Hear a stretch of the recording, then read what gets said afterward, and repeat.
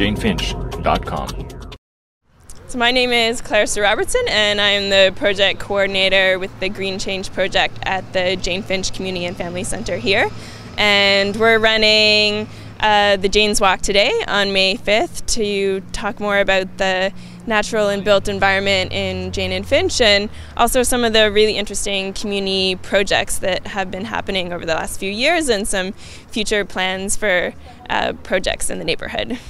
This site is the future site of the Centre for Green Change, which is a project of the Jane-Finch Centre, and it's going to be, I think, our 14th satellite office once it's constructed at the end of this year.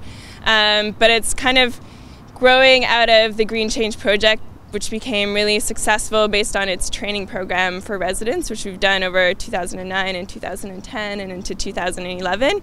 And the Centre for Green Change is going to be located in the first floor of this building, kind of on the east side. You can't really see exactly where it's going to be, but there's a central corridor in the first floor of the building, and it'll be on the east side of that, and it's about 2,500 square feet that will be a community hub for all of our environmental projects that we're working on in the neighborhood, and also outside organizations that are doing work in the neighborhood, like all of our partners on this project and this walk, who are going to be able to use office space and hold meetings. And we're going to build, hopefully, a community kitchen, which will support some of our food programs as well, and hopefully link into the community garden that we're developing in the back of this building.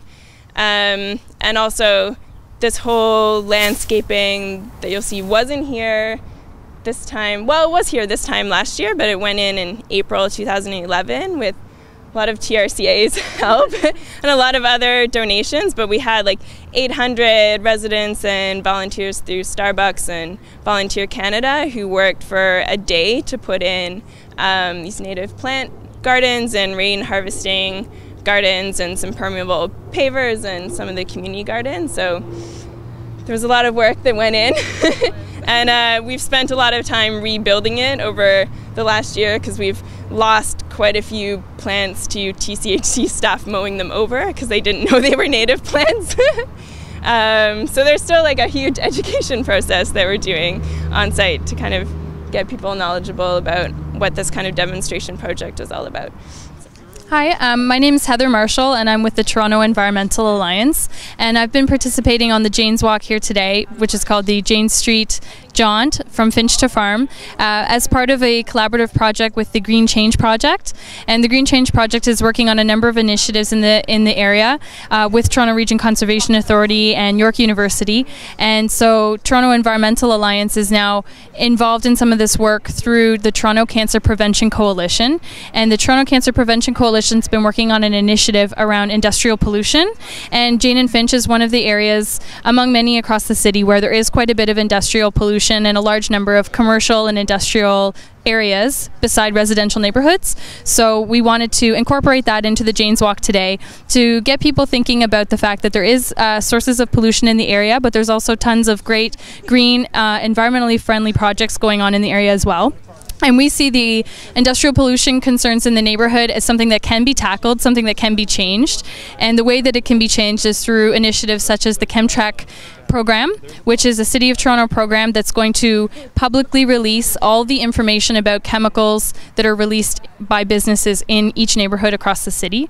So you can go to toronto.ca/chemtrack and you can find out a whole bunch of information, and there'll be a lot more coming out in June where you can find out about a variety of chemicals that may be used or released in the neighborhood that you live in. And it's also really good to use this information to understand what you might be exposed to in your workplace as well.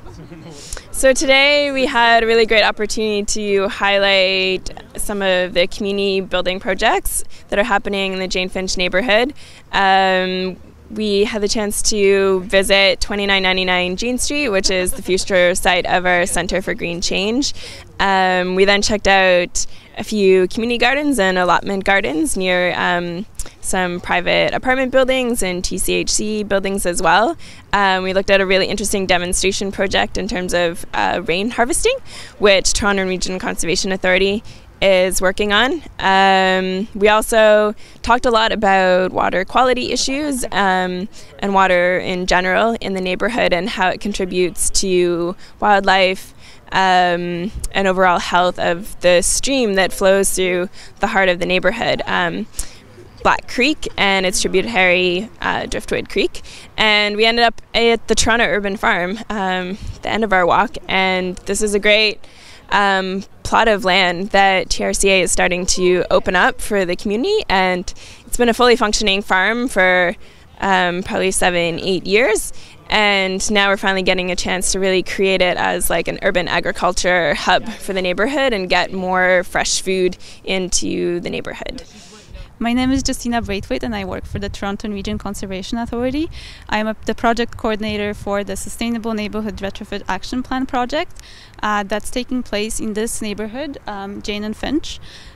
Today we are here to lead a Jane's Walk, and as part of the walk I was highlighting a number of demonstration projects that were initiated as part of the Sustainable Neighbourhood Retrofit Action Plan project, which is to retrofit this neighbourhood to be more sustainable.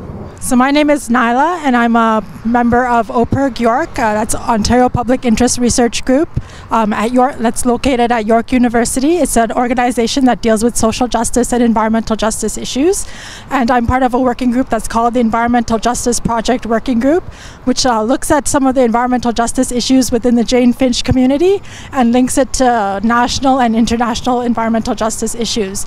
So I'm particularly focused on things like the gas terminals that are located at Keele and Finch.